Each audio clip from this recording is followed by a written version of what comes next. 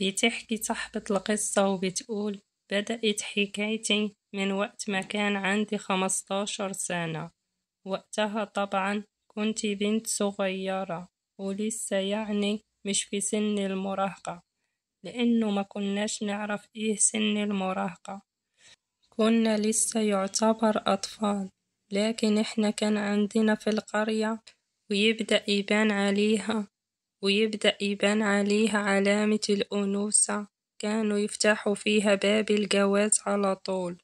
وطبعا يبدأ العرسان تيجي وتروح ويشوفوا مين المناسب ومين غير المناسب، لحد ما إجا دوري في خواتي البنات، لأني كنت الرابعة بتاعتهم، لحد ما تقدم لي 1 و2 و3، وما كانش في واحدة فينا تقول رأيها أو لأ، موافقة أو مش موافقة.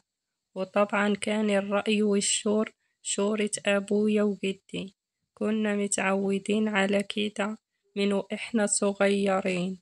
ومش أنا بس، الناس كلها كانت على نفس الوضع ونفس الحال، لحد ما شاء القدر وكان ليا نصيب مع جوزي اللي هو أبو عيالي. اتجوزت وكافحت معاه وعشت معاه مرار السنين كلها في بيت العيلة. وحماتي كانت صعبة جدا، وتحملت وشقيت وسرحت معاه الأرض الزراعية وشلت الطين بمعنى صح. وهو كان عصبي جدا وكان نرفوز، ما كانش فيه أي حاجة بتعجبه.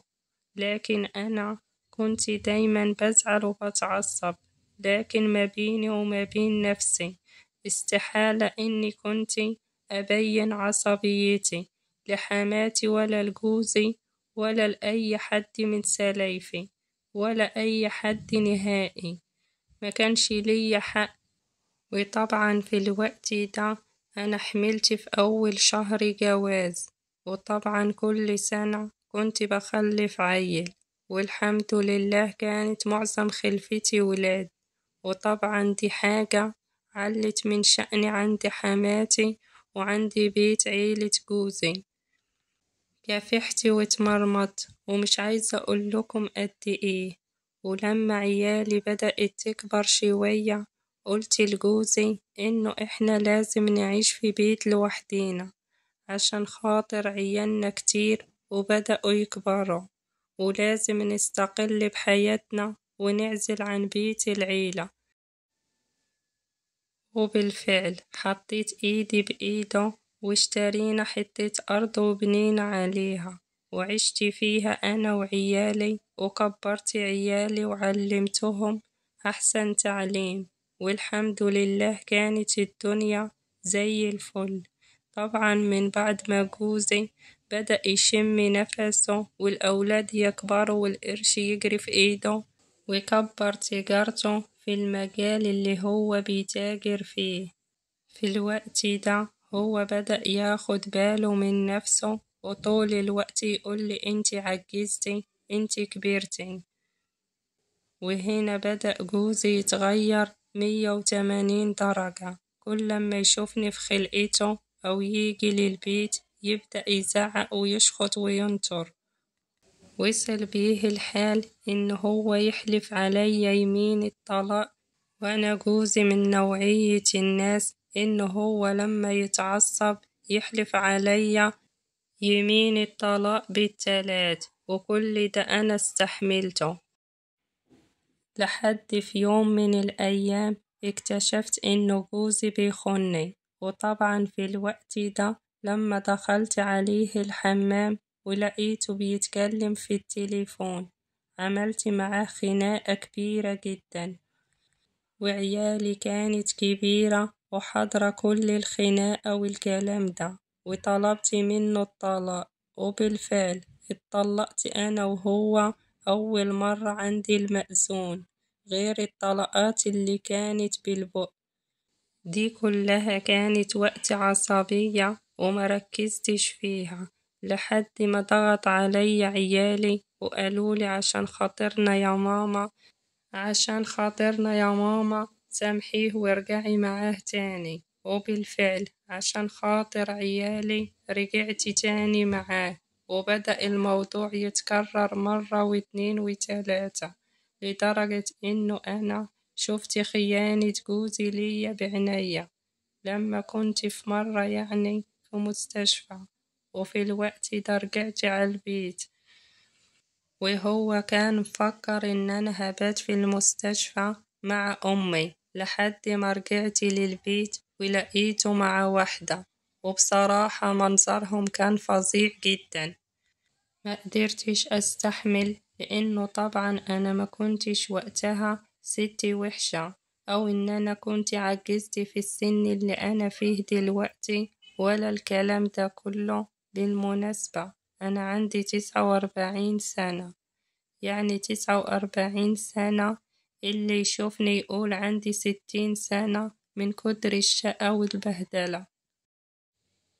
طبعا في الوقت ده كانت دي آخر طلقة، وأنا صوتت وصرخت ولميت عليه العيال وقلبت الدنيا كلها.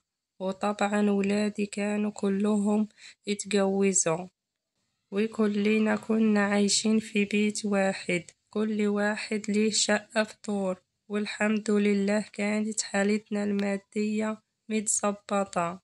لكن للأسف جوزي كان كل لما يكبر كان بيخيب وعقله بيخف، عشان كده كان مفكر نفسه إنه هو خلاص بتروح عليه. عشان كده كان بيتكلم في التليفون وبيعرف ستات، وبيعمل كل حاجة ممكن تتخيلوها، ونسى إنه هو خلاص بقى جد وعنده أحفاد. وطبعا في الوقت ده صممت إنه أنا لازم أتطلق منه، وبالفعل اتطلقت منه، ودي كانت آخر طلقة.